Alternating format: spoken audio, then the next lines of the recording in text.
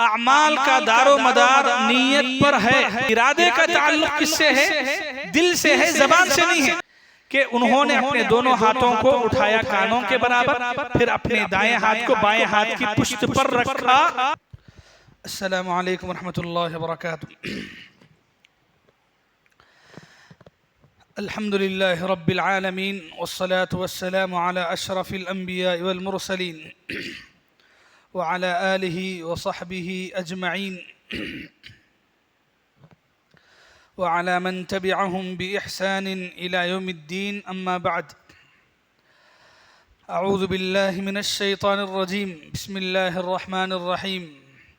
يا أيها الذين آمنوا اتقوا الله حق تقاته ولا تموتن إلا وأنتم مسلمون. يا أيها الناس اتقوا ربكم الذي خلقكم من نفس واحدة وخلق منها زوجها وبث منهما رجالا كثيرا ونساء واتقوا الله الذي تساءلون به والأرحام إن الله كان عليكم رقيبا.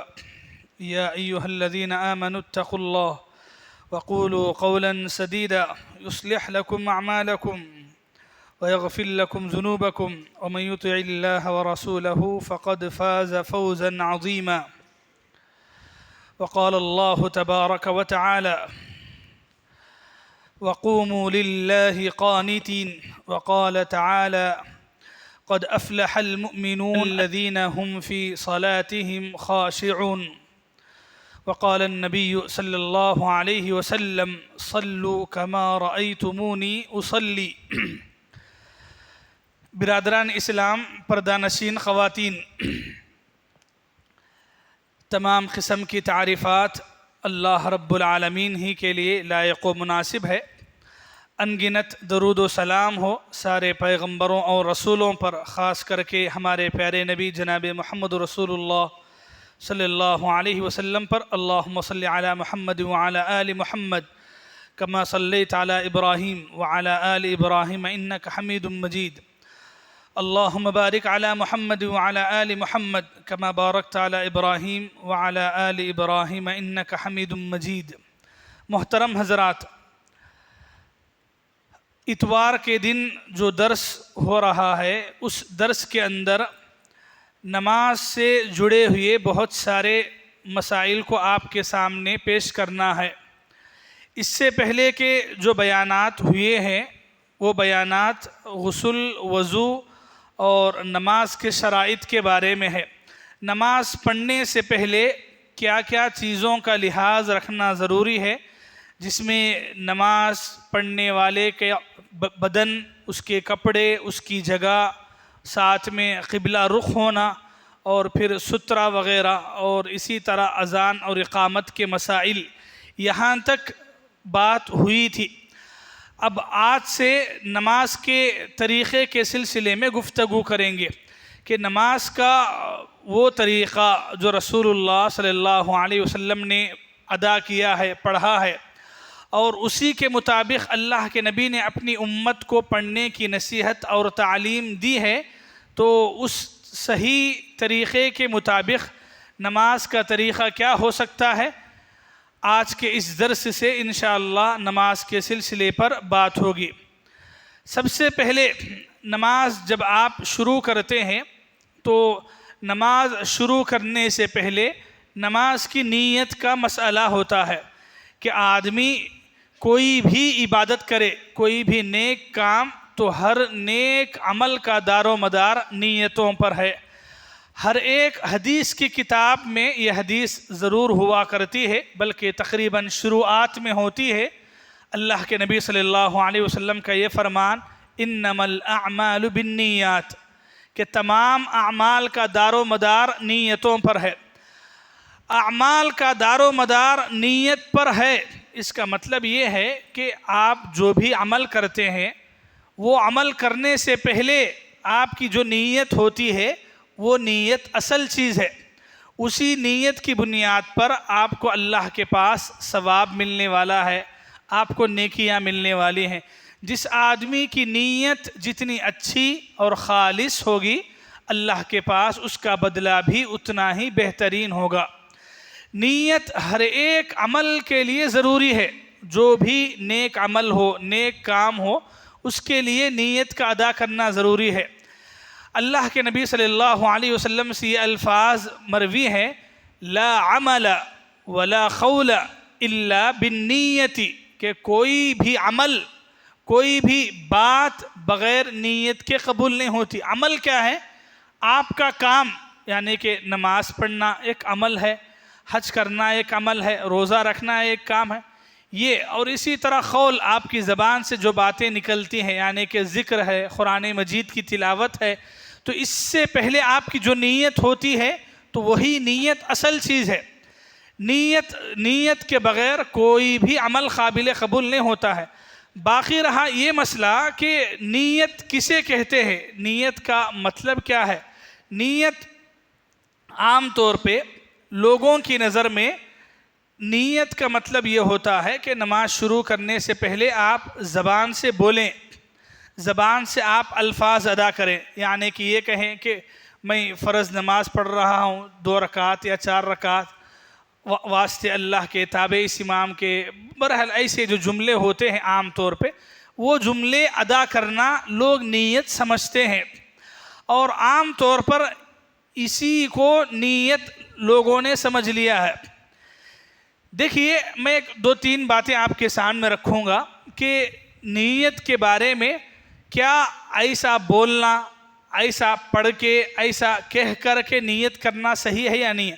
سب سے پہلے لغت ڈکشنری کے حساب سے ہم دیکھیں گے کہ نیت کا معنی کیا ہوتا ہے۔ عربی زبان کا لفظ ہے نیت، جو نوا ینوی سے ہے، نوا ینوی نیت، یعنی کہ نیت کرنا۔ نیت کا معنی کیا ہوتا ہے؟ اگر اردو میں آپ کوئی بھی ڈکشنری اٹھا کے دیکھیں تو معنی یہ ہوتا ہے کہ آپ ارادہ کریں، ارادہ کرنے کو نیت کہتے ہیں۔ اور ہر ایک آدمی جانتا ہے کہ ارادہ دل کا نام ہے، یعنی کہ ارادہ دل سے جڑ کے ہے، زبان سے نہیں ہے۔ سمجھ رہے ہیں؟ ارادہ بولے تو کیا ہے؟ ارادے کا تعلق دل سے ہے، زبان سے نہیں ہے۔ لوگ کام ایک سے بولتے ہیں اور کرتے دوسرے سے ہیں۔ سمجھ رہے ہیں کیسے؟ نیت جو ہے وہ دل کا، جو آپ کا جو ارادہ ہوتا ہے اسے نیت بولتے ہیں۔ اگر کوئی آدمی زبان سے بولتا ہے تو اسے نیت نہیں بولتے، اسے بات چیت بولتے ہیں یا قول بولتے ہیں۔ تو آدمی جو اعضاء سے جو کام کرنا ہے وہی، جیسے آنکھ سے آدمی کیا کرتا ہے؟ دیکھتا ہے، اور کان سے سنتا ہے۔ اب اگر آدمی کوئی یہ کہے کہ میں آنکھ سے دیکھتا ہوں، کان سے سنتا ہوں، لیکن اگر کوئی بولنے کے لیے آئے تو آپ کیا کریں گے؟ آپ کے پاس کوئی بات کرنے کے لیے آتا ہے تو آپ کرتے ہیں پہلے آپ کان کے قریب کرتے ہیں کہ بولو۔ ایسا تو کبھی نہیں ہوا کہ کوئی آدمی آپ کے پاس بولنے کے لیے آئے اور اس کو پاس آنکھیں قریب کرے کہ بولو بول کے۔ اگر آپ آنکھیں قریب کریں گے تو کیا بولے گا وہ؟ کہ بھائی میں بولنا چاہ رہا ہوں، کان قریب کرنا ہے، آنکھیں نہیں ہیں۔ تو سننے کا عمل کس سے ہوتا ہے؟ کس سے ہوتا ہے؟ کان سے، آنکھ سے نہیں ہے۔ تو ویسے ہی ارادے کا تعلق کس سے ہے؟ دل سے ہے، زبان سے نہیں ہے۔ زبان سے جو آپ بولتے ہیں وہ ارادہ ہے، وہ ارادہ نہیں ہے۔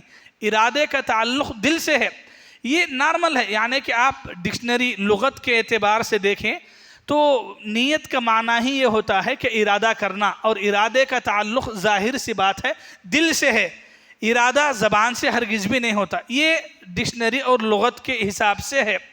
اگر ہم مسلمان ہونے کے ناطے دیکھیں کہ قرآن اور حدیث میں کیا نماز کے لیے ایسی نیت جو ہم زبان سے ادا کرتے ہیں ویسا اللہ کے نبی سے ثابت ہے، تو آپ کو پتہ ہونا چاہیے کہ اللہ کے نبی سے کسی بھی حدیث میں زبان سے ایسی نیت کہ پڑھ رہا ہوں 4 رکعت واسطے اللہ کے، تابع اس امام کے، منہ میرا کعبہ شریف کی طرف، ایسے الفاظ نہ اللہ کے نبی سے ثابت ہیں نہ پورے صحابہ کرام سے۔ اتنے ہزاروں کے صحابہ کرام ہیں، ہزاروں کے صحابہ کرام ہونے کے باوجود آپ کسی بھی صحابی سے، سب سے بڑھ کر تو اللہ کے نبی سے، کہ اللہ کے نبی نے ایسا نہیں کہا ہے۔ اس کے علاوہ اللہ کے نبی صلی اللہ علیہ وسلم کے علاوہ اللہ کے نبی کے اتنے صحابہ ہیں، کسی ایک نے بھی زبان سے ایسی نیت کا طریقہ نہیں سکھایا ہے، انہوں نے ایسا نہیں کیا ہے۔ یہ دوسری بات ہے کہ زبان سے نیت نہ اللہ کے نبی صلی اللہ علیہ وسلم سے ثابت ہے اور نہ ہی صحابہ کرام سے۔ تیسری بات یہ ہے، بہت ساری نیکیاں ہم ایسے کرتے ہیں کہ جہاں ہماری نیت ہوتی ہے، اب لوگ بولتے ہیں کہ نماز سے پہلے ایسی نیت زبان سے نہیں کرنا، بولے تو اب کیا کرنا بھائی بولتے، تو نیتش نہیں کرنا کیا بولتے، نیت نہیں کرنا بول کے کوئی بولش نہیں ہے، اور کوئی بھی آدمی بغیر نیت کے کوئی کام کرتا ہی نہیں ہے۔ آپ گھر سے نکلتے ہیں، اذان ہوئی تو آپ گھر سے نکلتے ہیں، آپ کیوں نکل رہے ہیں؟ آپ کا ارادہ کیا ہے؟ دل میں نیت کیا ہے؟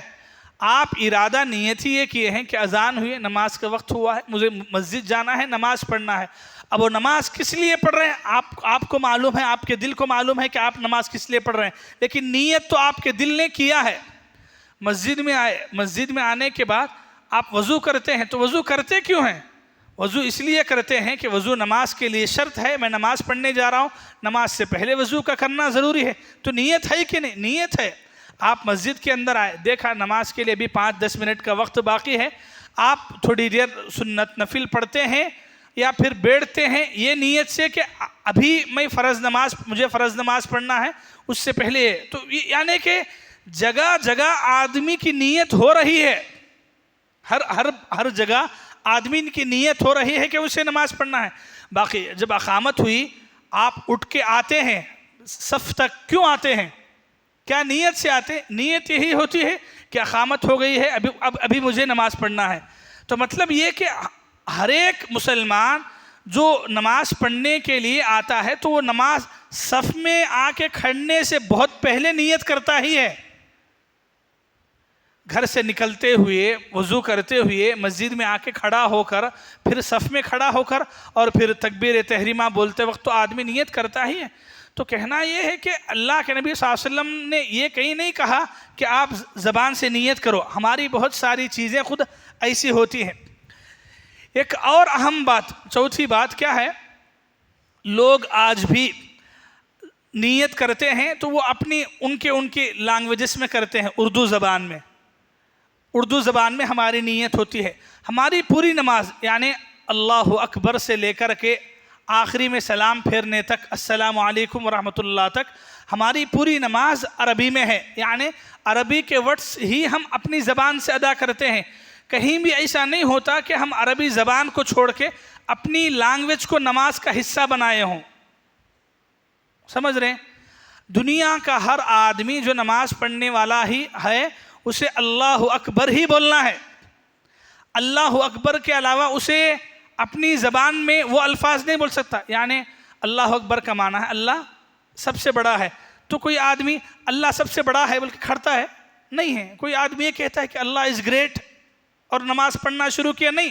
یعنی کہ پوری نماز عربی میں ہے اور عربی میں ہی پڑھتے ہیں۔ تو یہ نیت آ گئی اردو میں کہاں سے؟ آج تک بھی آپ دیکھ لیں، نارمل لوگوں کو چھوڑیں، نارمل لوگوں کے علاوہ جو مفتیاں حضرتاں سب پڑھتے ہیں، ان کی اپنی نیتیں بھی اردو میں ہی ہیں۔ تو یعنی آپ بتائیں کہ اگر رسول اللہ پڑھتے تو کیا ہماری اردو میں نیت کرے ہوتے؟ بھئی ان کی اپنی زبان عربی ہے، پوری حدیثیں عربی میں ہیں، پوری نماز عربی میں ہے، تو یہ اردو میں کہاں سے آ گیا؟ تو یہی سمجھنا چاہیے آپ کو کہ یہ میڈ ان انڈیا ہے، یہ انڈیا سے بنا ہوا ہے، لوگوں نے بنایا ہوا ہے، ورنہ اگر رسول اللہ سے ہوتا۔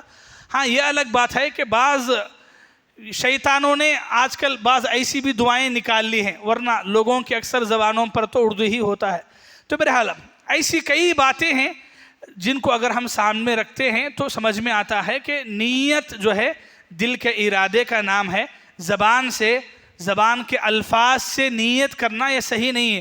علامہ ابن تیمیہ رحمۃ اللہ علیہ اس عنوان پر انہوں نے ایک بڑی بہترین بات لکھی، کہا مسلمانوں میں سے تمام علماء کا اس بات پر اتفاق ہے کہ یعنی کہ قرآن اور حدیث کو سامنے رکھ کر اللہ کے نبی صلی اللہ علیہ وسلم سے، صحابہ کرام سے نیت زبان سے ادا کرنا ثابت نہیں ہے، بلکہ نیت دل کے ارادے کا نام ہے، اور آدمی دل کے ارادے سے ہی نیت ادا کرے۔ زبان کے الفاظ سے بولنا یہ سنت کے خلاف ورزی ہے۔ تو یہ رہی بات نیت کے بارے میں۔ خلاصہ یہ ہے کہ آپ جب نماز پڑھتے ہیں تو نماز کے شروع میں نیت جو ہوتی ہے وہ آپ اپنے دل کے اندر جو نیت کرتے ہیں وہی نیت اصل ہے۔ زبان کے الفاظ، زبان کی بات چیت سے نیت کا ادا کرنا یہ صحیح نہیں ہے، اس لیے کہ نبی اور صحابہ کرام سے ایسی بات اور ایسا طریقہ بھی ثابت نہیں ہے۔ ٹھیک ہے، نیت کرنے کے بعد آدمی اللہ اکبر کہہ کر ہاتھ باندھتا ہے۔ اللہ اکبر اسے بولتے ہیں تکبیر، تکبیر تحریمہ بولتے ہیں۔ جب آپ نماز کے لیے اللہ اکبر کہہ کر ہاتھ باندھتے ہیں تو تکبیر تحریمہ، تکبیر کا معنی کیا ہے؟ اللہ اکبر۔ اللہ اکبر کو عربی زبان میں تکبیر بولتے۔ تکبیر تحریمہ، یہ تحریمہ کیا ہے؟ یہ تحریمہ حرام سے ہے، حرام سے۔ یعنی تکبیر اللہ اکبر بولنے کے بعد آدمی جب نماز پڑھنے لگتا ہے تو وہ پورے کام جو نماز سے پہلے حلال تھے، جائز تھے، وہ پورے کام حرام ہو جاتے۔ کب؟ جب آپ اللہ اکبر بول کر کے نماز شروع کرتے ہیں۔ تو اسی لیے وہ اللہ اکبر یعنی وہ تکبیر کو تکبیر تحریمہ بولتے، یعنی وہ اللہ اکبر جس کے بولنے کے بعد آپ پر حرام ہے وہ پورے کام جو نماز سے پہلے حلال تھے۔ جیسے کھانا پینا حلال ہے کہ نہیں ہے؟ حلال ہے، لیکن آپ اللہ اکبر بول کے ہاتھ باندھنے کے بعد وہ کھانا پینا بھی آپ کے لیے حرام ہے۔ بات چیت کرنا یعنی کہ بات کرنا حلال ہے، لیکن نماز پڑھنے کے لیے آپ اللہ اکبر بولتے ہیں تو اللہ اکبر بولنے کے بعد آپ کے لیے وہ کام حرام ہے۔ تو ایسا، تو اسی لیے یہ نام دیے تکبیر تحریمہ۔ تو یہ تحریمہ یہ حرام سے ہے کہ حرام کرنے والی تکبیر۔ حرام کرنے والی تکبیر کا مطلب کیا ہے کہ یہی آدمی اللہ اکبر بول کر کے جب ہاتھ باندھتا ہے تو پھر اس کے لیے کھانا، پانی، بات چیت کرنا، ہنسنا، وہ یہ پورے کام منع ہے، حرام ہے، اسی لیے اس کو تکبیر تحریمہ بولتے ہیں۔ ٹھیک ہے، اللہ اکبر بولتے ہوئے ہاتھوں کو اٹھانا چاہیے، ہاتھوں کو اٹھانا ہے۔ ہاتھوں کو کہاں تک اٹھانا ہے؟ یہ ایک حدیث میں آپ کے سامنے شروع میں سنا دیتا ہوں کہ ہاتھوں کو اٹھانے کے سلسلے میں اللہ کے نبی صلی اللہ علیہ وسلم سے کیا عمل ثابت ہے۔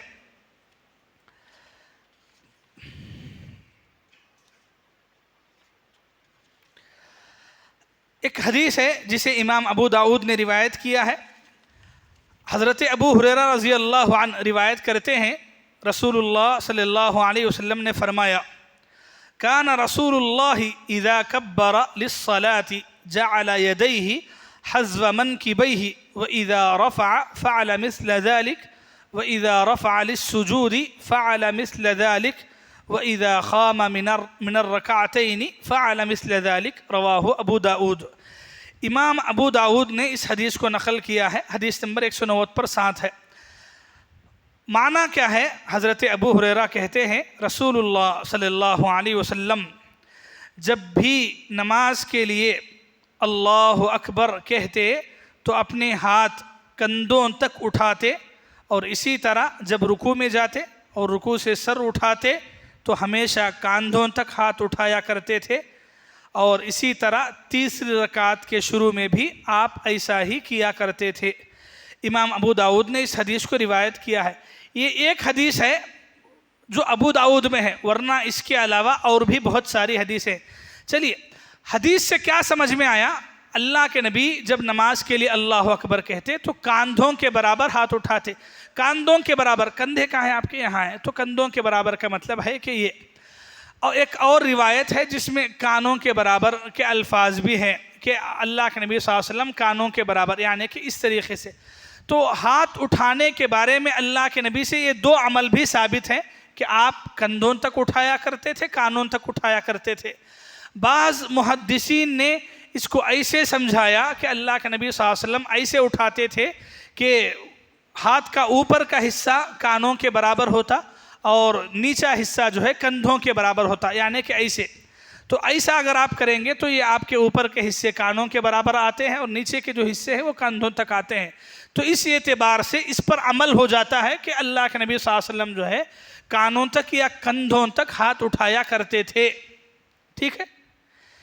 یہ اللہ کے نبی صلی اللہ علیہ وسلم سے یہ حدیث ثابت ہے، اور یعنی کہ حدیث کی کئی کتابوں میں، سنن ابی داؤد میں ایک نمبر آپ کے سامنے پڑھا ہوں، ورنہ ابو داؤد کے اندر تقریباً 13 حدیثیں ہیں جہاں اللہ کے نبی صلی اللہ علیہ وسلم سے ایسا عمل جو ہے ثابت ہے. اور بھی حدیث کی کتابوں میں ایسی حدیثیں ہیں. میں یعنی مختصر آپ کے سامنے رکھ رہا ہوں، ورنہ ہر ایک حدیث کی کتاب پڑھتے ہوئے حدیث پڑھتے جائیں گے تو صرف اسی پر ہی بات ختم ہو جائے گی. تو آپ مختلف حدیث کی کتابیں دیکھیں، جیسے صحیح مسلم ہے. صحیح مسلم کے اندر آپ کو تقریباً 6 جگہ پر یہ یعنی کہ اللہ کے نبی ہاتھ یہاں اٹھاتے تھے آپ کو حدیث ملے گی. صحیح بخاری میں آپ کو 5 جگہ رفع الیدین کے سلسلے میں آپ کو حدیثیں ملے گی. سنن نسائی میں آپ کو 11 جگہوں پر یہ حدیثیں ملیں گی. تو ایسا حدیث کی کتابیں آپ الگ الگ کتابیں پڑھتے جائیں گے، آپ کو الگ الگ جگہ پر الگ الگ کاؤنٹنگ میں حدیثیں ملتی ہیں، اس بات کو سمجھانے کے لیے کہ اللہ کے نبی صلی اللہ علیہ وسلم نماز کے شروع میں ہاتھوں کو اس طریقے سے اٹھایا کرتے تھے. باقی رہا یہ بات کہ کانوں کو لگانے کا مسئلہ کہ ہاتھ اٹھائیں اور کانوں کو لگائیں، تو یہ بات کسی بھی حدیث سے ثابت نہیں ہے کہ اللہ کے نبی صلی اللہ علیہ وسلم نے اپنے ہاتھوں کو کانوں کو لگایا. سمجھ رہے ہیں کہ اس طریقے سے اللہ کے نبی اپنے ہاتھ کانوں تک لگائے ہیں؟ نہیں. لوگاں کیا ہے، اب جب اللہ کے نبی سے ثابت نہیں ہے تو پھر لوگاں کیوں کر رہے ہیں؟ ہاں، تو لوگاں اس لیے کر رہے ہیں کہ ان کے اماموں نے بتایا ہے، پہلے سے چلتا آ رہا ہے، بڑے ایسا ہی کرتے تھے، یا پھر لوگوں کو سمجھنے میں غلطی. یہ جو الفاظ آئے اللہ کے نبی صلی اللہ علیہ وسلم کانوں تک اٹھاتے تھے، تو لوگوں نے یہ سمجھ لیا کانوں تک اٹھانے کا مطلب ہے کہ آپ کانوں کو لگا دیں، جبکہ ہر آدمی سمجھتا ہے کہ کندھوں کے برابر. حدیث کے جو الفاظ ہیں، میں بھی آپ کے سامنے حدیث پڑھا، حذو منکبی، یہ حدیث کے الفاظ ہیں جس کا معنی ہوتا ہے کندھوں کے برابر. سمجھ رہے ہیں؟ کندھوں کے برابر کا کبھی کیا آپ یہ مطلب لیں گے کہ کندھوں کو لگائیں گے؟ نہیں لگائیں گے. کندھوں کے برابر کا یہ مطلب نہیں ہے کہ آدمی کندھے کو لگائے. تو کانوں کے برابر کا بھی مطلب یہ ہے کہ آدمی کانوں کے برابر رکھے، کانوں کو لگائے نہیں. تو یہ عمل کہ ہاتھوں کو اٹھاتے ہوئے اللہ کے نبی صلی اللہ علیہ وسلم کان کو لگاتے تھے، ایسا اللہ کے نبی صلی اللہ علیہ وسلم سے کسی بھی صحیح حدیث میں اللہ کے نبی سے یہ طریقہ، یہ عمل ثابت نہیں ہے. جو بھی ہے وہ یہی 2 باتیں، یا تو آپ کاندھوں تک اٹھاتے تھے یا کانوں کے برابر تک اٹھاتے. اس کے علاوہ کانوں کو لگانے کا ذکر اللہ کے نبی صلی اللہ علیہ وسلم سے ثابت نہیں ہے. ٹھیک ہے. باقی رہا رفع الیدین پر انشاءاللہ ہم آگے گفتگو کریں گے. آدمی اللہ اکبر کہتے ہوئے دونوں ہاتھوں کو اٹھائے، اٹھانے کے بعد ہاتھ باندھے. ہاتھ آدمی کہاں باندھے؟ تو ہاتھ باندھنے کے بارے میں دنیا کے اندر لوگ 3 طریقوں پہ عمل کرتے ہیں، یعنی کہ 3 حساب سے لوگ ہاتھ باندھتے ہیں. بعض لوگ سینے پہ ہاتھ باندھتے، بعض لوگ سینے سے نیچے یعنی کہ سمجھیں کہ پیٹ پر، بعض لوگ ہوتے ہیں پیٹ سے نیچے یعنی کہ ناف پر. سمجھے؟ تو یہ 3 طریقے ہیں، ایک تو اوپر کا ہے سینے پر، ایک پیٹ پر ہے، اور ایک دم بالکل نیچے ہے. یہ 3 حساب سے لوگ نماز پڑھتے ہیں، اور لوگوں کی اکثریت جو ہے اس میں سے یعنی کہ کسی ایک طریقے پر.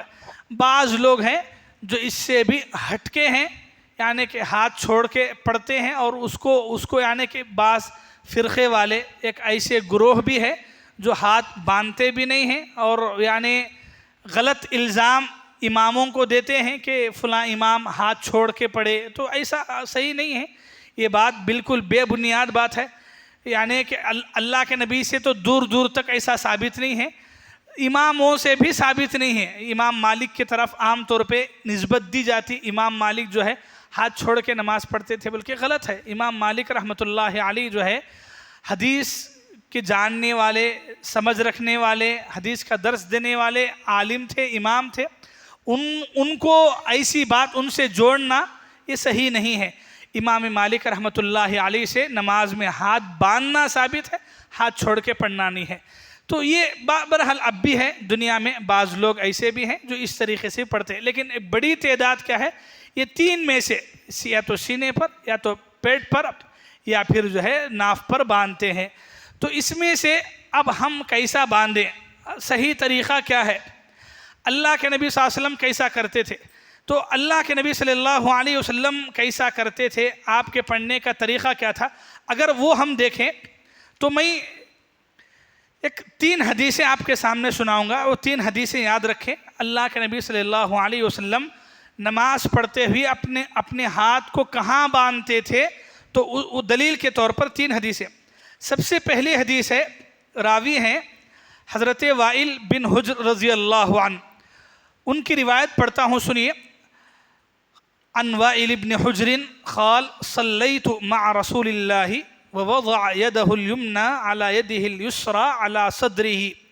حضرت وائل بن حجر رضی اللہ عنہ بیان کرتے ہیں، میں نے رسول اللہ کے ساتھ نماز پڑھی اور آپ نے اپنا دایاں ہاتھ مطلب سیدھا ہاتھ، بائیں ہاتھ پر رکھ کر سینے پر ہاتھ باندھ لیے۔ اللہ کے نبی اپنا دایاں ہاتھ جو ہے بائیں ہاتھ پر رکھ کر سینے پر آپ نے ہاتھ کو باندھ لیے۔ یہ حدیث جو ہے حدیث کی کئی کتابوں میں ہے، آپ دیکھنا چاہیں سنن البیہقی کی جلد نمبر 2 میں دیکھ سکتے ہیں، حدیث نمبر 2306 میں ہے، مسند احمد کے اندر بھی حدیث ہے۔ تو حضرت وائل بن حجر یہ صحابی ہیں۔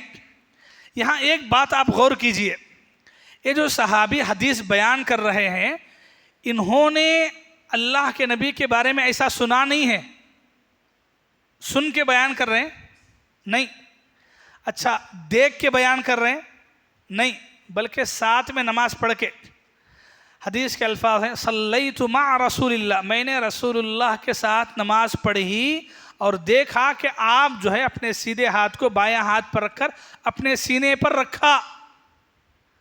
تو یہ کوئی سنی سنائی بات نہیں ہے، یا کسی نے جا کے بیان کیا ہو، کسی نے بولا ہو، نہیں ہے، خود انہوں نے اللہ کے نبی کے ساتھ نماز پڑھ کے اللہ کے نبی کی نماز کو دیکھا اور اس کے بعد یہ حدیث بیان کیا۔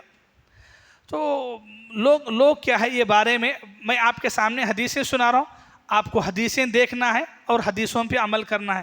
لوگ کیا بولتے ہیں، اماموں کا طریقہ کیا ہے، وہ الگ چیز ہے، اور لوگوں کی باتیں تاڑ مروڑ کرنا اس کے بارے میں آپ بہت ساری ایسی دلیلیں پائیں گے۔ ایک دوسری حدیث اسی سے جڑ کر کے، دوسری حدیث کیا ہے، سینے پر ہاتھ باندھنے کے بارے میں۔ یہی صحابی آنے کے ذہن میں کبھی ڈاؤٹ آتا ہے، یہ ایک صحابی نہ اللہ کے نبی کو دیکھ ہی بول رہے ہیں، تو اتنے صحابہ تھے، اتنے صحابہ میں سے کیا کسی سے بھی نہیں ہے کیا؟ تو چلیے ایک اور حدیث آپ کے سامنے رکھتا ہوں، وائل بن حجر کی حدیث پڑھتا ہوں، حدیث سنیے۔ قال قلت لأنظرن إلى رسول الله كيف يصلي قال فنظرت إليه قام فكبر ورفع يديه حتى حاذتا أذنيه ثم وضع يده اليمنى على ظهر كفه اليسرى۔ اللہ اکبر۔ وائل بن حجر رضی اللہ عنہ بیان کرتے ہیں، ان کی حدیث ہے کیا، میں رسول اللہ کی جیسے نماز پڑھ کے تم کو دکھاؤں گا کہ آپ کیسے نماز پڑھتے تھے۔ لوگ تھے، لوگوں کے سامنے یہ بات انہوں نے سنائی کہ اے لوگوں، میں تمہارے سامنے نماز پڑھ کے دکھانا چاہتا ہوں۔ کیسی نماز؟ ویسی نماز جیسے رسول اللہ پڑھتے تھے۔ تو پھر آپ نماز کے لیے کھڑے ہوئے تو تکبیر کہی، دونوں ہاتھوں کو اٹھایا یہاں تک کہ وہ آپ کے دونوں کانوں کے برابر ہو گئے۔ اللہ کیا ہے، دونوں کانوں کے برابر، دونوں کانوں کے برابر ہو گئے، کانوں کو لگائے نہیں، کانوں کے برابر ہوئے۔ پھر دایاں ہاتھ اپنے بائیں ہتھیلی کی پشت پر، پشت بولے تو اس کو بولتے ہیں پشت پر آپ نے رکھا۔ یہی صحابی جو اللہ کے نبی کے ساتھ نماز پڑھے تو انہوں بعد میں، یعنی اللہ کے نبی کے انتقال کے بعد جو ہے لوگوں سے بولتے ہیں کہ کیا میں رسول اللہ کی جیسی نماز پڑھ کے تمہارے سامنے دکھاؤں؟ تو لوگوں نے کہا کہ ضرور دکھائیں۔ تو انہوں نے نماز پڑھ کے دکھائے، اور وہ نماز کیسے پڑھے؟ ایسے ہی پڑھے کہ انہوں نے اپنے دونوں ہاتھوں کو اٹھایا کانوں کے برابر، پھر اپنے دائیں ہاتھ کو بائیں ہاتھ کی پشت پر رکھا، یہ ٹھیک ہے۔ یہ جو انہوں نے اللہ کے نبی صلی اللہ علیہ وسلم کی جیسی نماز پڑھ کے دکھائی، تقریباً اس مجلس میں 17 لوگ تھے ایک روایت کے مطابق۔ وہ 17 لوگوں میں تقریباً بڑے بڑے صحابہ کرام تھے جنہوں نے حضرت وائل بن حجر کی وہ نماز کو دیکھا۔ یہاں ایک غلط فہمی لوگوں کے اندر جو پھیلی ہوئی ہے اس کو کلیئر کرنا ہے۔ عام طور پہ لوگوں میں بات مشہور ہے، ایسے جو ہاتھ اٹھاتے تھے اللہ کے نبی اپنی زندگی میں پہلے اٹھائے بعد میں چھوڑ ڈالے بول کے۔ آپ بتائیں اگر اللہ کے نبی بعد میں چھوڑ ڈالے ہوتے تو اللہ کے نبی کے انتقال کے بعد یہ صحابی ویسا کر کے دکھاتے کیا؟ نہیں دکھاتے۔ بولتے کہ نہیں اللہ کے نبی پہلے کرتے تھے بعد میں چھوڑ ڈالے، نہیں، یہاں تو وہ دکھا رہے ہیں۔ اور صحابہ کرام کی، یہ صحابہ کرام کی مجلس ہے، صحابہ کرام کی مجلس میں انہوں نے ویسے ہی نماز پڑھ کے دکھایا۔ اور اتنے آپ، یہ صحابہ کرام ہیں، یہ ہم جیسے انسان نہیں ہیں، یہ وہ صحابہ کرام ہیں جنہوں نے اللہ کے نبی کو قریب سے دیکھا ہے، ان کے ساتھ زندگی گزاری ہے، ان کی نماز کو دیکھا ہے، ان کی عبادتوں کو دیکھا ہے۔ آپ بتائیں کہ اگر اللہ کے نبی کی نماز سے ہٹ کر کے وہ صحابی کوئی الگ کوئی غلط کام کرتے تو کیا صحابہ نہیں روکتے؟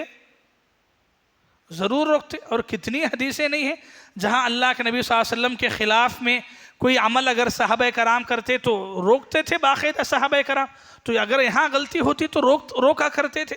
تو اس طریقے سے یہ دوسری حدیث ہے کہ ایک صحابہ کرام کی ایک بڑی مجلس میں نماز کے یہ طریقے کے مطابق بتانا، پھر اس کے باوجود بھی کسی کا انکار نہیں کرنا، اس بات کی دلیل ہے کہ اللہ کے نبی صلی اللہ علیہ وسلم کی نماز کا طریقہ یہی رہا۔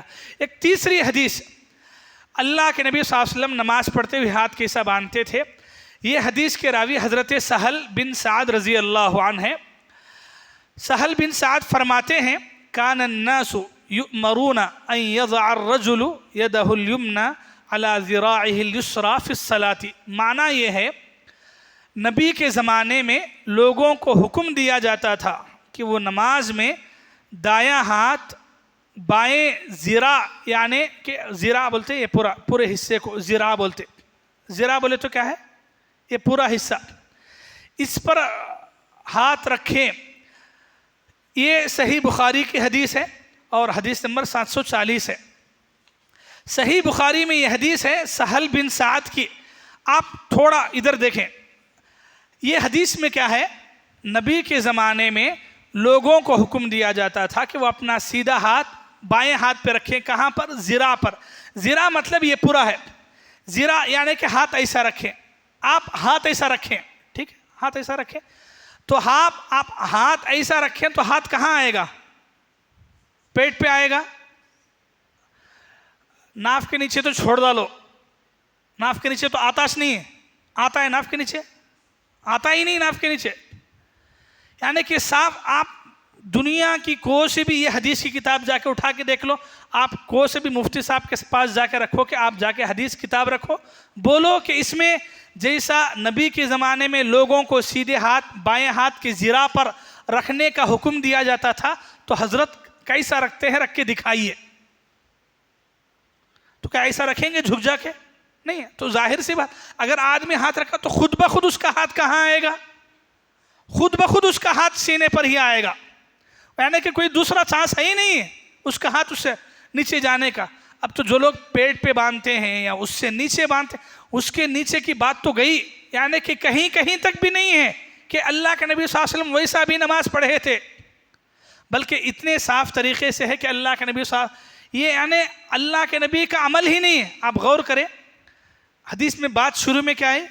نبی کے زمانے میں لوگوں کو حکم دیا جاتا تھا، مطلب یہ کہ لوگوں کو نماز پڑھنے کے بارے میں ایسا ہی طریقہ رسول اللہ نے بتایا، تو یہ خود اللہ کے نبی صلی اللہ علیہ وسلم نے کیا، یہ تو ہے، کرنے کے علاوہ لوگوں کو حکم دیا جاتا تھا کہ نماز ایسے ہی پڑھیں۔ اب اگر کوئی آدمی یہ کہے کہ نہیں ہمارے امام صاحب ایسا پڑھے، ہمارے مفتی صاحب ایسا پڑھے، تو پھر جاؤ، کہاں جاتے جاؤ۔ रसूलुल्लाह की नमाज पढ़ना है या फिर इमाम की जैसी नमाज पढ़ना है, वो तुम्हारे हवाले है। लेकिन हदीस साफ है, रसूलुल्लाह के ज़माने में नमाज का ये तरीक़ा था। ठीक है, ये 3 हदीसें समझ में आई। पहली हदीस वाइल बिन हुज्र की, जो उन्होंने रसूलुल्लाह के साथ नमाज पढ़ के देखा। दूसरी हदीस जिसमें वो सहाबा कराम की मजलिस में नमाज पढ़ के दिखाते हैं। तीसरी हदीस सही बुखारी के लोगों को नबी के ज़माने में इस बात का हुक्म दिया था। ये 3 हदीसें इस बात की साफ दलील हैं कि अल्लाह के नबी सल्लल्लाहु अलैहि वसल्लम के ज़माने में नमाज पढ़ने के सिलसिले में यही तरीक़ा था। बाकी अब रहा सवाल ये कि अगर नमाज में हाथ सीने पर बांधना है तो नाफ के नीचे जो बांधते हैं तो फिर वो क्यों करते हैं, और इतने सारे लोग करते हैं तो फिर क्या वो गलत करते हैं, क्या उन्होंने सही नहीं क्या? तो देखिए, दुनिया के अंदर हमारे दीन में बिगाड़ करने के लिए बहुत सारे लोग आए जो दीन में बिगाड़ करे अलग अलग तरीक़े से। अल्लाह के नबी सल्लल्लाहु अलैहि वसल्लम के इंतकाल के फ़ौरन बाद नए नए फितने दुनिया में आए। अल्लाह के नबी इंतकाल हुए कि नहीं, फितने आए, नए नए फितने। तो वैसे ही बहुत सारे जो आगे फितने आए, लोगों ने हदीसों के अंदर भी ताड़ मरोड़ करना, मिलाना, खलत मलत करना, उलट फेर करना, ये पूरे काम शुरू करे। उसकी सबसे बड़ी दलील क्या है? ये जो नाफ के नीचे हाथ बांधते हैं, उन्होंने एक रिवायत बयान करते हज़रत अली रज़ी अल्लाह अन्हु की। वो रिवायत मैं पढ़ के सुनाता हूँ। वो रिवायत पहले हज़रत अली की हदीस बयान करते, अस्सुन्नतु वज़उल कफ़्फ़ि अलल कफ़्फ़ तहत अस्सुर्रा। सुन्नत यह है कि दाएं हाथ की कलाई को बाएं हाथ की कलाई पर नाफ के नीचे रखा जाए। अलग अलग रिवायतें हैं। एक रिवायत यानी मुसन्नफ़ इब्न अबी शैबा की बयान की जाती है कि अल्लाह के नबी सल्लल्लाहु अलैहि वसल्लम जो है नाफ के नीचे हाथ बांध के नमाज पढ़ते थे। बल्कि आप दुनिया के अंदर जो ये हदीस की जो किताब है मुसन्नफ़ इब्न अबी शैबा, वो अगर प्योर जो किताब लिखी हुई है, वो किताब अगर आप उठा कर के देखेंगे तो आपको उसमें ये अल्फाज है ही नहीं है। तहत सुर्रा यानी कि नाफ के नीचे के ये जो अल्फाज हैं, ये अल्फाज वो हदीस की असल प्योर किताब में है ही नहीं है। तो फिर आए कहाँ से? ये एडिटिंग है। लोग जो है यानी कि जैसे कंपोजिंग करने वाले होते, छापने वाले होते किताबों को, तो वैसे ही हदीस की बड़ी बड़ी किताबें बाद में जो है यानी एक ज़माने में शुरू में हदीस की किताबों के बारे में तसव्वुर ये था कि हदीस की किताबें लिखते थे। वैसे ही पहले शुरुआत में या तो ख़ुद लिखते थे या बाज़ मुहद्दिसीन इमला कराते थे, मतलब उस्ताद हदीसें बोलते, शागिर्द जो है हदीसें लिखते थे। हदीस का यही तरीक़ा, हदीस की किताब, हदीस के जो मुसव्वदात हैं उसको लिखने का यही तरीक़ा था कि ख़ुद लिखते थे कलम से या लिखाते थे। बाद में जब ज़माना तरक्की किया, जैसे प्रिंटिंग का ज़माना आया, तो आगे चल कर के प्रिंटिंग किताबें, किताब की शक्ल में किताबें छापी गईं। तो जब ये सिलसिला ज़्यादा हुआ किताबें छापने का, तब जा कर के इसके अंदर इस तरीक़े से बिगाड़ आया कि लोगों ने जो है इसकी इन किताबों के अंदर इस तरीक़े से एडिटिंग की, मिलाया, कमी बेशी की, जो बातें थीं उसको कट किया, जो बातें नहीं थीं उसको मिलाया। उसकी दलील क्या है?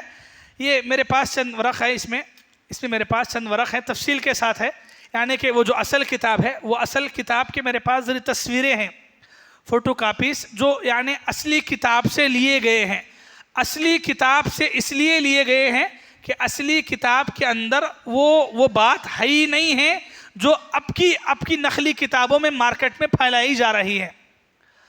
और लोगों को यानी भाई ये नॉर्मल पब्लिक है, इनको क्या मालूम है हदीस की कौन सी किताब लिखी है, उसमें क्या है क्या नहीं। उन्होंने कभी ज़िंदगी में किताब देखे नहीं, हदीस किताब कैसे होती नहीं मालूम है उनको। तो बस इतना ही मालूम, मुफ्ती साहब हज़रत जुमा में जो बोलते, बयाना में जो समझाते, वही दीन है। और उन्होंने यही पढ़ाया है, यही सुनाया है कि नाफ के नीचे आप बांध दो, नाफ के नीचे बांध दो, तो ऐसा ही चल रहा है। तो एक तो हज़रत अली की जो रिवायत है, सबसे बढ़कर ये कि अब्दुर्रहमान बिन इसहाक़ नामी रावी उसमें बिल इत्तिफ़ाक़ ज़ईफ़ है, कमज़ोर रावी है। दूसरा ये कि मुसन्नफ़ इब्न अबी शैबा की ये जो रिवायत दलील के तौर पे लोगों को بتاتے ہیں، لوگوں کو پڑھاتے ہیں کہ نبی ناف کے نیچے ہاتھ باندھے، تو اتنا وڑ کہ ناف کے نیچے کا وڑ اصلی حدیث کی کتاب میں نہیں ہے۔ آپ آج بھی اصلی حدیث کتابیں ہیں، یعنی کہ مدینے کی جو لائبریری ہے، مسجد نبوی کے اوپر کے حصے میں لائبریری ہے، مسجد نبوی کے اوپر کے حصے میں، تو وہاں دنیا کی جتنی بڑی بڑی حدیث کی کتابیں ہیں، آپ کو وہاں حدیث کی تقریباً بڑی بڑی کتابیں آپ کو مل جائیں گی۔ تو ایسی جو بڑی بڑی کتابیں ہیں اور جہاں پیور کتابیں ہیں، تو وہاں آپ دیکھیں گے تو یہ آپ کو سمجھ میں آئے گا۔ یہ باتیں کیا ہیں، تھوڑا آپ کو سمجھنا ہے اور سمجھ کے اس پر سوچنا ہے۔ لوگ کیا ہے، بس چل رہا ہے، لوگ سن رہے ہیں، عمل کرے ہیں اور پھر وہی چل رہا ہے، کبھی یعنی کہ یہ سوچے ہی نہیں ہیں کہ ایسا بھی ہو سکتا ہے کیا۔ تو بولنا یہ ہے کہ لوگوں نے کتابوں میں ایسی ملاوٹ کی ہے، آپ آج کے زمانے میں معلوم کرنا مشکل ہے کہ پیور کتاب میں کیسا ہے، نقلی کتاب میں کیسا ہے۔ تو اتنے اچھے طریقے سے، اتنی ہوشیاری سے لوگوں نے ملاوٹ کیا ہے، تو نارمل پبلک تو اس کو نہیں سمجھتی ہے۔ ہاں، جنہوں نے حدیثوں کو پڑھا ہے، جو محدثین ہیں، حدیثوں کے امام ہیں، ان کے اندر اپنی زندگیاں لگائی ہیں، انہوں نے یہ ساری چیزیں، یہ ساری باتیں بعد میں دنیا والوں کے سامنے اس حقیقت کو سامنے رکھا ہے۔ تو بہرحال یہ نماز کے سلسلے میں ایک بنیادی بات رہی کہ نماز میں آپ ہاتھ باندھتے ہیں تو ہاتھ سینے پر باندھنا چاہیے، یہی رسول اللہ سے ثابت ہے۔ ناف کے نیچے باندھنے کی بات ایک تو اللہ کے نبی نے نہیں کیا ہے، کرے ہیں، بلکہ جو کتابوں میں ہیں وہ کتابوں کی یہ حالت ہے جو سچائی لوگ چھپا کر کے جھوٹ دنیا والوں کے سامنے پھیلا رہے ہیں۔ تو آج اتنی ہی گفتگو ہم اسی پر ختم کرتے ہیں، انشاءاللہ آئندہ اتوار کو اور نماز کے صحیح طریقے کے سلسلے میں آگے قرآن اور حدیث کے مطابق انشاءاللہ گفتگو کریں گے۔ اللہ تعالیٰ سے دعا ہے اللہ تعالیٰ مجھے بھی، آپ سبھی کو بھی قرآن اور حدیث کے مطابق، رسول اللہ کی سنت کے مطابق اپنی نماز کو پڑھنے کی توفیق عطا فرمائے۔ ٹاپک سے ریلیٹڈ سوالات ہوں تو پوچھ سکتے ہیں۔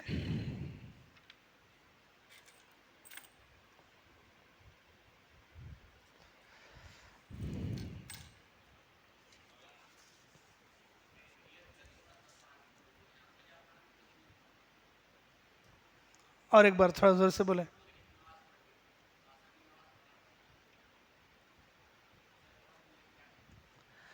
تو اگر آپ کا سوال یہ ہے کہ اگر ایک نماز چھوٹ گئی، مغرب کو آئے آپ، عصر کی نماز چھوٹ گئی تھی، تو کیا نیت سے پڑھنا پوچھ رہے ہیں؟ سب سے پہلے تو یہ کہ نماز کو چھوڑنا ہی نہیں ہے جان بوجھ کر کے۔ اگر نماز چھوڑے کسی وجہ سے، جیسے آپ سو گئے تھے، اٹھے، جب بھی آپ اٹھے فوراً نماز پڑھ لو۔ اگر نماز چھوٹ گئی، دوسری نماز کا وقت آیا ہے اور یعنی کہ آپ پچھلی جو نماز ہے وہ قضا کرنا چاہ رہے ہیں، تو وہ اس نیت کر لیں کہ عصر کی نماز قضا کے طور پہ پڑھ رہا ہوں، تو دل میں نیت وہی کر لیں کہ عصر کی جو بھی نماز چھوٹ گئی ہے وہ نماز کی قضا کی نیت کر کے پڑھ لیں، تو وہ نیت دل میں ہو جاتی ہے۔ یعنی کہ نیت کا مسئلہ ایسا ہے کہ بولنے کی ضرورت پڑتی ہی نہیں ہے۔ آدمی بھائی، آپ مغرب کی نماز کب ہے؟ 6:50 وغیرہ کو ہے، آپ 6:30 کو مسجد کو آتے ہیں گھر سے نکل کے، کیا واسطے؟ یہ سمجھ کر کے ہی کہ میری عصر چھوٹ گئی، جا کے جلدی پڑھ لینا، بلکہ ہے ہی نہیں، تو یہ نیت ہے۔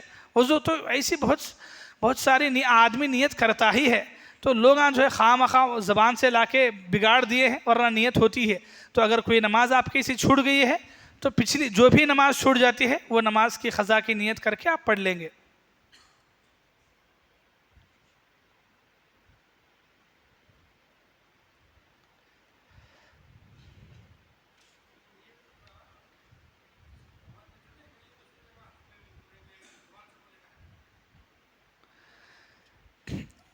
نیت ہر جگہ دل کے ارادے کو ہی نیت بولتے، باقی اللہ کے نبی صلی اللہ علیہ وسلم نے اگر نیت کے ساتھ کوئی دعا بتائی ہے تو وہ دعا پڑھ سکتے۔ جیسے حج ہے تو حج میں نیت ہے، نیت تو اپنی جگہ ہے، لیکن نیت کے ساتھ اللہ کے نبی صلی اللہ علیہ وسلم نے لبیک عمرتن یا لبیک حجن، لبیک اللہم لبیک بتائے ہے، تو یہ نیت کے ساتھ اللہ کے نبی صلی اللہ علیہ وسلم، وہی نیت نہیں ہے۔ اگر کوئی آدمی لبیک پڑھے لیکن دل میں اس کی کچھ بھی نیت نہیں ہے تو کیا اس کا حج قبول ہوگا؟ زبان سے پڑھے گا وہ، لیکن دل میں اگر نیت ہی نہیں ہے تو نہیں ہوگا. تو اللہ کے نبی صلی اللہ علیہ وسلم نے جہاں یعنی نیت کے ساتھ کوئی دعا بتائی ہے تو آپ وہاں نیت کریں. جیسے افطاری ہے، افطاری یعنی کہ افطاری کے لیے نیت سب سے بڑھ کے ہے کہ میرا روزہ آپ کو ختم ہے، اتنا نیت کر لے کافی ہے. اس کے ساتھ دعا بسم اللہ پڑھیں، آپ شروع کر لیں. اگر کھانے پینے کے جیسے آپ سفر میں ہے، آپ کو کوئی بھی چیز نہیں ملی کھانے پینے کے لیے، تو آپ افطاری کیسا کریں گے؟ کچھ بھی نہیں ملا آپ کو تو کیا نیت کریں گے؟ آپ نیت یہ کر لیں کہ اب کو میرا روزہ ختم ہے، یعنی کہ کھانے پینے کے لیے کوئی چیز تو نہیں ہے لیکن اب کو میرا روزہ ختم ہے. تو وہاں کو آپ کو روزہ ختم ہو جائے گا، نہیں کھانا ضروری ہوتا ہے، وہاں کو روزہ ختم ہو جاتا ہے، آپ کو کھانے کی ضرورت نہیں ہے. تو نیت اصل ہے. نیت کے ساتھ اللہ کے نبی صلی اللہ علیہ وسلم نے کوئی دعا بتائی ہے تو وہ دعا پڑھیں. لیکن لوگ وہاں بھی نیت ملائے، روزے میں بھی نیت ملائے، نویت و نصوم بول کے وہاں بھی لوگ نیت بنائے. تو ایسا لوگ ہر جگہ الفاظ یا دعائیں کریٹ کرے، ورنہ اللہ کے نبی صلی اللہ علیہ وسلم سے نیت ہی اصل ثابت ہے. ہاں جیسے حج کا موقع ہے، نیت کے ساتھ اللہ کے نبی سے یہ الفاظ حج کو جاتے ہوئے بولنا ثابت ہے، تو وہاں آپ وہ کلمات ادا کریں گے.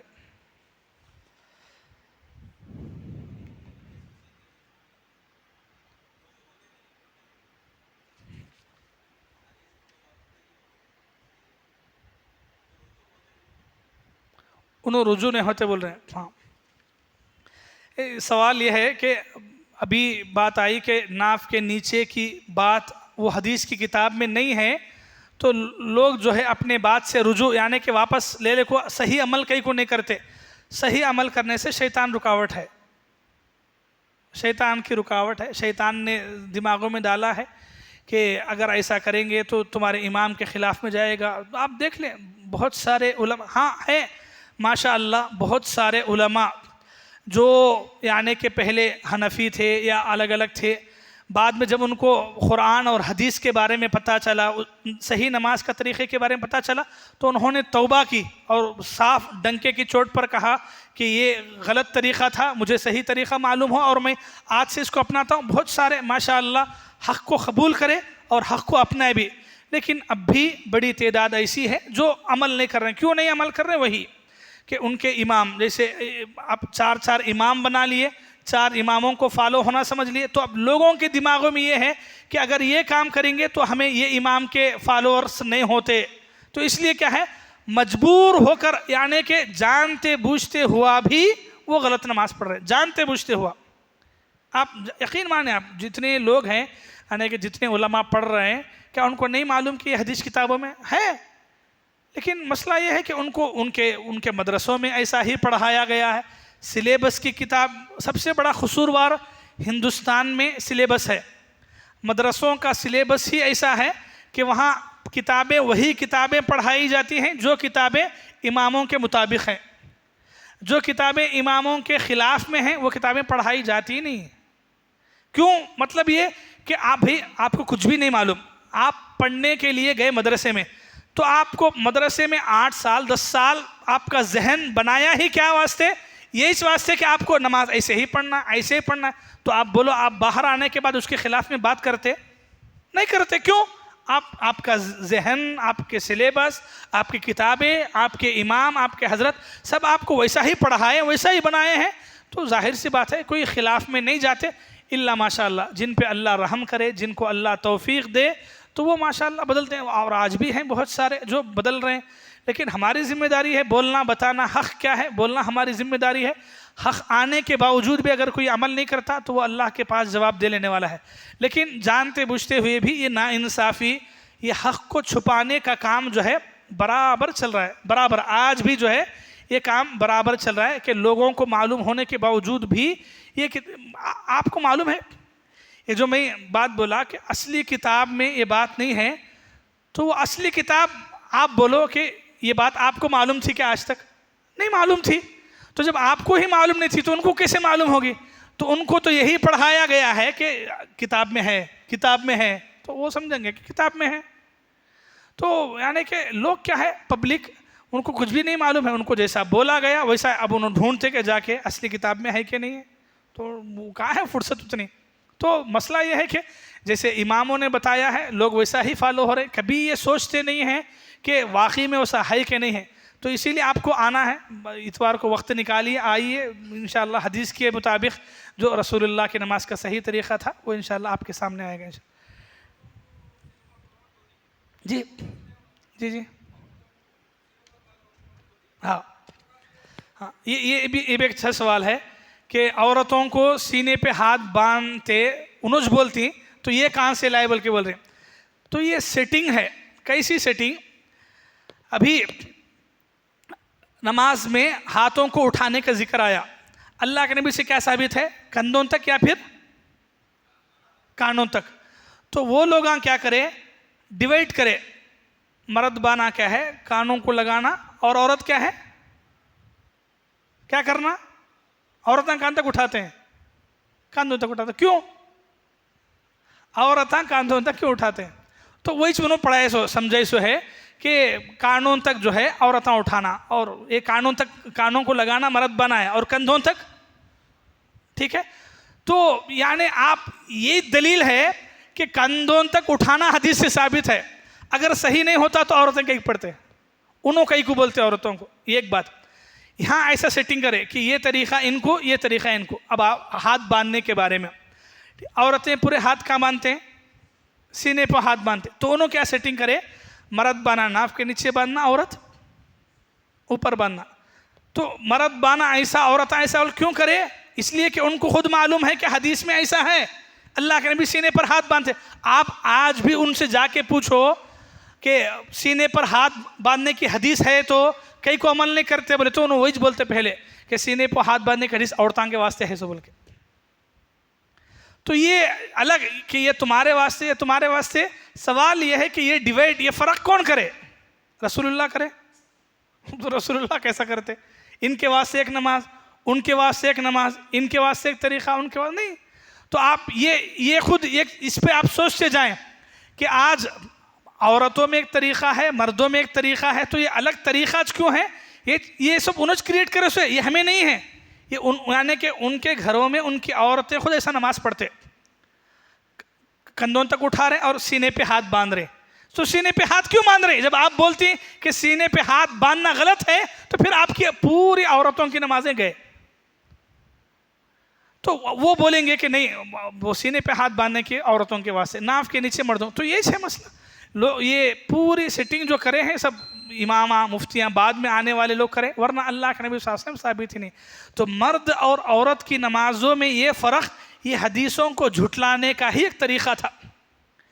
جس طریقے کو انہوں نے ایسا بانٹ کر کے کر دیا کہ مرد کے واسطے یہ اب ظاہر سی بات ہے، لوگ جا کے پوچھیں گے ان سے کہ حدیث میں ایسا ہے تو اللہ کے نبی کندھوں تک ہاتھ اٹھاتے تھے بول کے، تو وہ بول ڈالتے ہیں ہاں کندھوں تک نبی اٹھاتے تھے لیکن وہ عورتوں کے واسطے ہے. آپ بولیں گے کہ سینے پہ نبی ہاتھ باندھتے تھے، وہ بولیں گے کہ نہیں سینے پہ ہاتھ باندھتے تھے تو عورتوں کو سکھانے کے واسطے باندھتے تھے بول کے. تو ایسا یہ فرق کرے سو ہے لوگ. جو اللہ کے نبی صلی اللہ علیہ وسلم نہ فرق کرے نہ ڈیوائڈ کرے، لیکن امت کے اندر مرد عورت ان کی نماز یہ، ان کی نماز یہ بول کے ایسا لائے ہی اسی لیے تاکہ یہ حدیثوں کو جھٹلانے کا ایک بہانہ ملے. اور آج وہ اس بہانے کے ذریعے سے ایسے نمازوں کو الگ کر رہے ہیں، جبکہ یہ نماز کو الگ کرنا کہ اس کے لیے ایسا اس کے لیے ویسا بول کے بھی دلیل نہیں ہے. پھر انشاءاللہ آئندہ اس پر بھی گفتگو ہوگی. اللہ تعالیٰ سے دعا ہے اللہ تعالیٰ ہم تمام کو عمل کی توفیق عطا فرمائے. اختتام مجلس کی دعا پڑھ کے اٹھے. سبحانک اللہم بحمدک اشہد ان لا الہ الا انت استغفرک واتوب الیک.